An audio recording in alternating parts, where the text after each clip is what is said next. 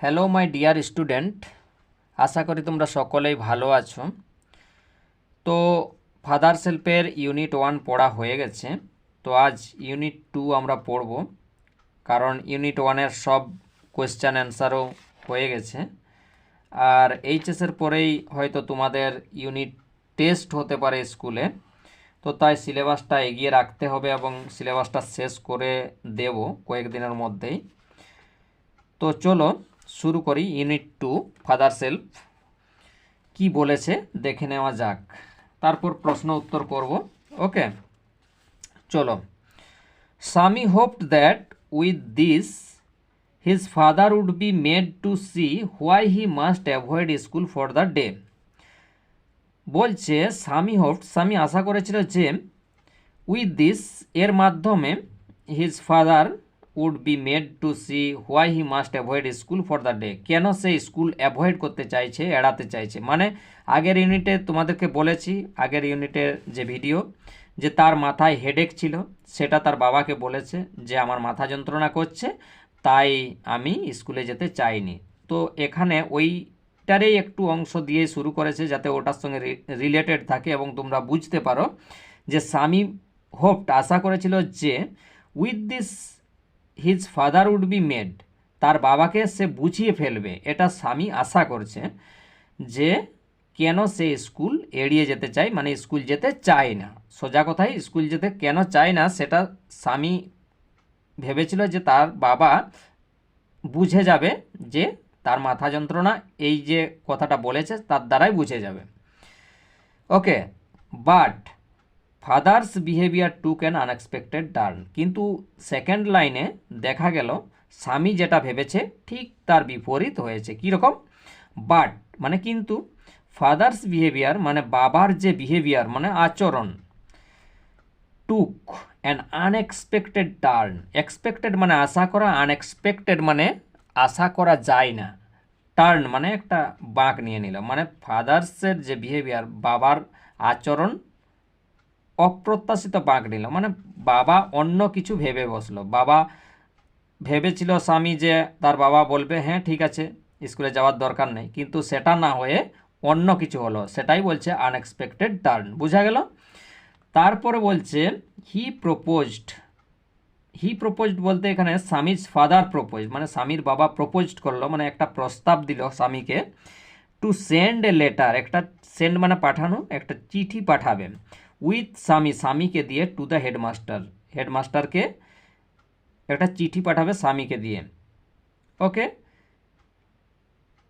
তাহলে এ লাইনে বলছে যে he propose to send a letter with Swami to the headmaster.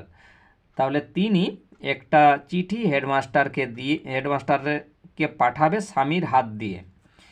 No amount of protest from Swami, no amount of protest মানে প্রতিবাদ, from স্বামীর থেকে কোনো প্রতিবাদে would make him change his mind, কোনো মনের কোনো পরিবর্তন ঘটাতে পারলো না, এবং স্বামীর কোনো প্রোটেস্ট, কোনো আবদার তার বাবা শুনল না। By the time Swami was ready to leave for school, by the time Swami was ready, তো স্বামী রেডি হয়ে গেল স্কুলের জন্য, টু লিভ ফর স্কুলে যাওয়ার জন্য। ফাদার হ্যাড কম্পোজড, এখানে কম্পোজড মানে লেখা, ফাদার হ্যাড কম্পোজড মানে অনেক বড় একটা লং লেটার, লম্বা চিঠি, টু দ্য হেডমাস্টারকে একটা লম্বা চিঠি কম্পোজড করলো, মানে রচনা করা, লিখা। সোজা বাংলায় এখানে একটা খুব দীর্ঘ চিঠি তার বাবা স্বামীর হাত দিয়ে পাঠাবে বলে হেডমাস্টার মশাইকে লিখে ফেলেছেন, যতক্ষণে স্বামী এদিকে রেডি হয়েছে স্কুলে যাওয়ার জন্য। বোঝা গেল? He put it in an envelope and sealed it, এখানে এনভেলপ মানে হচ্ছে খাম, আর সিল্ড মানে সিল্ড করে দেওয়া, তা তোমরা জানো। হি পুট ইট, সে এটা রাখলো, ইন অ্যান এনভেলপ মানে একটা খামের ভিতরে, অ্যান্ড সিল্ড ইট, এবং এটাকে সিল্ড করে দিল। ঠিক আছে, তাহলে এই হচ্ছে এখানের মানে।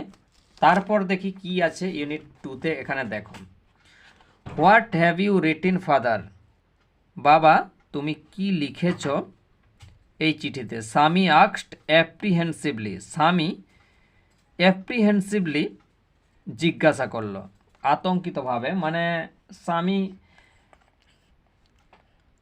ভাবছিল যে কি না কি লিখে দিয়েছে, তাহলে কারণ স্বামী চিঠিটা তো খুলেও দেখেনি, সিল্ড করে দিয়েছে তার বাবা, তাহলে স্বামীর প্রচুর ভয় হয়ে গেছে, মানে ওই জন্য অ্যাপ্রিহেন্সিভলি কথাটা ইউজ করেছে। দেখো এখানে অ্যাপ্রিহেন্সিভলির মানে দেওয়া আছে in a manner which express ওরি, ওরি মানে হচ্ছে উদ্বিগ্নতা, এখানে এক্সপ্রেস মানে প্রকাশ করা, that something unpleasant may happen, মানে আনপ্লিজেন্ট মানে হচ্ছে, প্লিজেন্ট মানে ভালো কিছু, আর আনপ্লিজেন্ট মানে খারাপ কিছু, মে হ্যাপেন মানে খারাপ কিছু ঘটে গেছে, এরকম কোনো একটা ইন ম্যানার হুইচ এক্সপ্রেস, মানে স্বামীর এক্সপ্রেশনে এরকম উদ্বিগ্নতা আছে, এটাকে অ্যাপ্রিহেন্সিভলি বলা হয়েছে। ওকে, তাহলে what have you written father, বাবা তুমি কি লিখেছ, স্বামী আস্কড অ্যাপ্রিহেন্সিভলি, স্বামী খুব অ্যাপ্রিহেন্সিভলি জিজ্ঞাসা করছে, খুব ভয়ে ভয়ে জিজ্ঞাসা করছে, ঠিক আছে। নাথিং ফর ইউ, তোমার জন্য কিছু নয়, give it your headmaster and go to your class, তার বাবা বলছে নাথিং ফর ইউ, তোমার জন্য কিছু নয়, give it to your headmaster, তোমার হেডমাস্টার মশাইকে দিয়ে দিবে, and go to your class, তোমার ক্লাসে চলে যাবে। Have you written anything about your our teacher Samuel, বলছে যে হ্যাভ ইউ রিটেন এনিথিং, কোনো কিছু কি লিখেছ about our teacher Samuel, Samuel স্যারের সম্পর্কে কিছু লিখেছ। ইয়েস প্লেন্টি অফ থিংস, বলছে হ্যাঁ অনেক কিছু লিখেছে, প্লেন্টি অফ থিংস বলতে অনেক কিছু। হোয়াট হ্যাজ ডান ফাদার, এটার মধ্যে কি আছে বাবা, everything is there in the letter, বলছে এই চিঠির মধ্যেই সব কিছু আছে। Okay, give it to your headmaster, বলছে এটা তোমার হেডমাস্টার মশাইকে, মানে প্রধান শিক্ষক মশাইকে দিয়ে দিবেন। Swami went to school feeling that he was the worst boy on earth, Swami went মানে গেল, টু স্কুল স্কুলেতে, ফিলিং তার ফিলিংসটা কীরকম ছিল, মানে মনের অবস্থা, that he was worst boy, bad worst মানে হচ্ছে সুপারলেটিভ ডিগ্রি, এখানে ব্যাড হচ্ছে খারাপ, পজিটিভ ডিগ্রি, ব্যাড ওর্স্ট। ওকে, তাহলে সব থেকে খারাপ, নিজেকে সব থেকে খারাপ ছেলে ভাবছে স্বামী এই পৃথিবীর, যখন সে স্কুলে যাচ্ছে আর যখন তার হাতে তার বাবা এই লম্বা চিঠিটা ধরিয়ে দিয়েছে এবং হেডমাস্টার মশাইকে দিয়ে দিতে বলেছে, তখন যখন রাস্তায় যাচ্ছে তখন স্বামী নিজেকে কীরকম ভাবছে, যে ওয়ার্স্ট বয় অন আর্থ, মানে পৃথিবীর সব থেকে খারাপ ছেলে, ঠিক আছে। তারপর হিজ কনসিয়েন্স বদার্ড হিম, কনসিয়েন্স মানে হচ্ছে বিবেক, বদার্ড হিম মানে দংশন করছে, মানে তাকে কামড় দিচ্ছে, ধরো তার বিবেক তাকে খুব খোঁচা দিচ্ছে, দংশন করছে, তার বিবেকে খুব বাজছে যে কি না ভুল করেছি এরকম বলে, আমি যে আই হ্যাভ এ হেডেক, আমার মাথা যন্ত্রণা করছে, বা স্যামুয়েল স্যার সম্পর্কে এটা সেটা বলে দিয়েছে, এইগুলো সে এখন রিমেম্বার করছে, মানে মনে করছে। He was not at all sure, সে আদৌ শিওর নয়, মানে নিশ্চিত নয়। ইফ হিজ ডেসক্রিপশন অফ স্যামুয়েলের সম্পর্কে যে ডেসক্রিপশন মানে হচ্ছে যে বর্ণনা দিয়েছে, ডেসক্রিপশন মানে বর্ণনা, এখানে স্যামুয়েল স্যার সম্পর্কে আগের ইউনিটে স্বামী অনেক কিছু ডেসক্রিপশন দিয়েছে, তার বাবাকে খুব রাগী, যারা লেটে স্কুলে যায় তারাকে খুব বকাবকি করে, তো সেই যে ডেসক্রিপশান দিয়েছে সেই ডেসক্রিপশানগুলো সম্পর্কে Samuel at all sure, was not at all sure, আদৌ নিশ্চিত নয়, সে বানিয়ে কথাগুলো স্যামুয়েল স্যার সম্পর্কে বলেছিল। হ্যাড বিন অ্যাকুরেট, বলছে Samuel had been accurate, Samuel সম্পর্কে কি অ্যাকুরেট আছে, অ্যাকুরেট হবে, সেগুলো আদৌ সে নিশ্চিত নয়, কারণ সব কিছুই বানিয়ে বলেছিল যাতে সে বাড়িতে থাকতে পারে স্কুল না গিয়ে।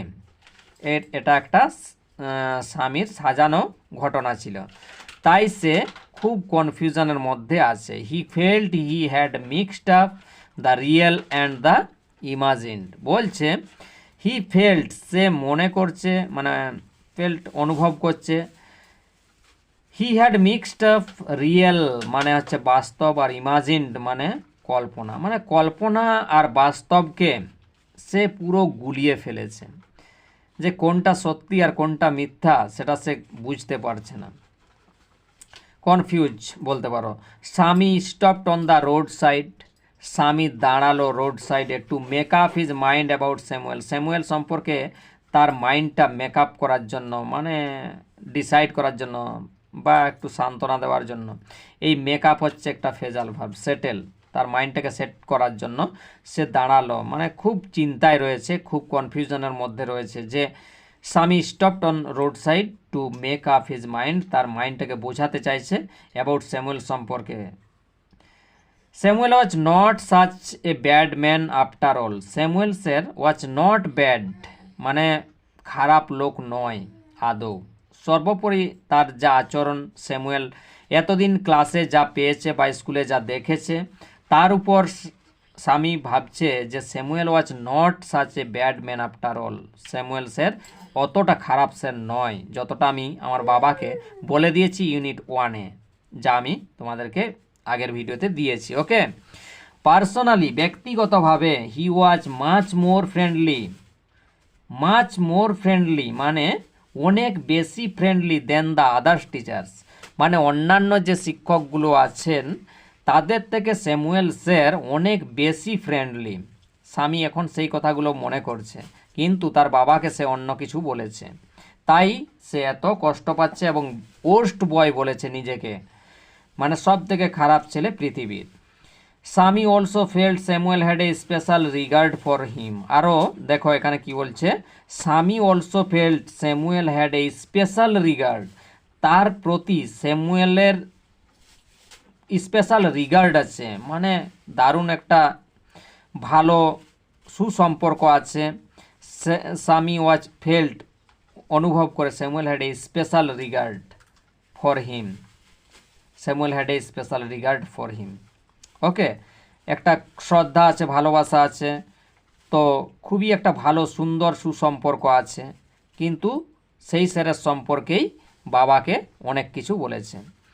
Swami's head was dizzy with confusion, দেখো ডিজি বলতে এখানে কি বলেছেন, ডিজি মানে হচ্ছে ইমব্যালেন্সড, মানে ভারসাম্য হারিয়ে ফেলা, ব্যালেন্স মানে ভারসাম্য, ইমব্যালেন্স মানে ভারসাম্য হারিয়ে ফেলা, আনডিসাইডেড তুমি কোনো কিছু ডিসাইডেড করতে পারবে না, মানে স্থির করতে পারবে না মনে মনে, স্টেট অফ মাইন্ড এইরকম একটা মনের অবস্থাকে বলা হয় ডিজি, মানে পুরো ফুললি কনফিউজড হয়ে যাওয়া।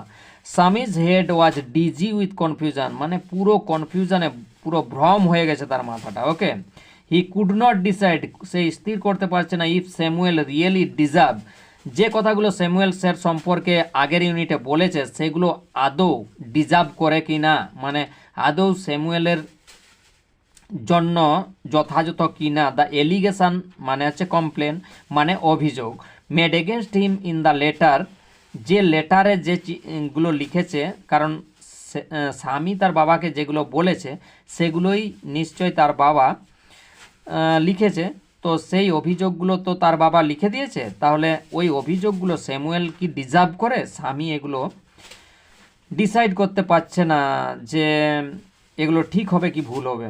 The more he thought of Samuel, যতই বেশি চিন্তা করছে, থট মানে চিন্তা করে, স্যামুয়েল স্যারের সম্পর্কে রাস্তায় যেতে যেতে, স্কুল যেতে যেতে যত বেশি চিন্তা করছে, দ্য মোর স্বামী গ্রিভড ফর হিম, স্বামীর দুঃখ, এই গ্রিভ মানে হচ্ছে দুঃখ, তার প্রতি প্রচুর দুঃখ হচ্ছে।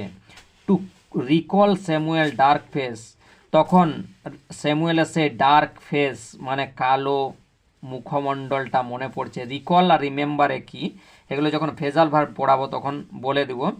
রিকল হচ্ছে কল আপ, আর রিমেম্বার মানেও কল আপ, আর রিকল আর কল আপ আর রিমেম্বার একই কথা।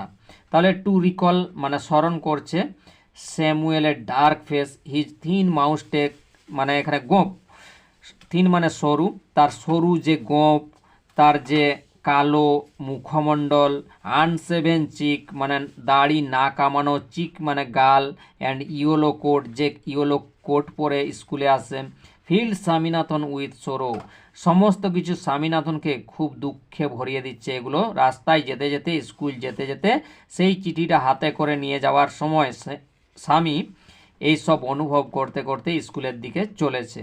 এই হচ্ছে ইউনিট 2 মানে। যদি তোমাদের ইউনিট 2 আরও বুঝতে অসুবিধা হয় তাহলে আরও তোমাদের পড়িয়ে দেব। আর যদি তোমরা সমস্ত কিছু বুঝে গিয়ে থাকো তাহলে অবশ্যই কমেন্ট করে জানাবে, আর ভালো যদি লেগে থাকে তাহলে অবশ্যই লাইক করবে এবং বন্ধুদের মধ্যে শেয়ার করে দিবে। আর সমস্ত সিলেবাসেই আমি ইউনিট টেস্টের আগেই কমপ্লিট করে দিব। তো তোমরা অবশ্যই চ্যানেলটি সাবস্ক্রাইব করে রনি টিউটোরিয়াল চ্যানেলের পাশে থাকবে। এটা খুবই একদম নতুন চ্যানেল, তো তোমরা অবশ্যই চ্যানেলটাকে সাপোর্ট করবে এবং তোমাদের জন্য আরও ভালো করে যাতে বোঝাতে পারি, আরও বেটার ভিডিও বানাতে পারি, তার জন্য অবশ্যই তোমাদের কাছে রিকোয়েস্ট থাকলো চ্যানেলটার পাশে থাকার জন্য। এবং যদি উপকার হয়ে থাকে তাহলে বন্ধুদের সাথে শেয়ার করে দিবে। আর পরবর্তী ভিডিওতে ইউনিট 2 এর যে প্রশ্ন সেগুলো তোমাদেরকে বুঝিয়ে দেব এবং ইউনিট 3 শুরু করব। ওকে, চলো শেষ করছি আজকে এখানেই ভিডিওটি।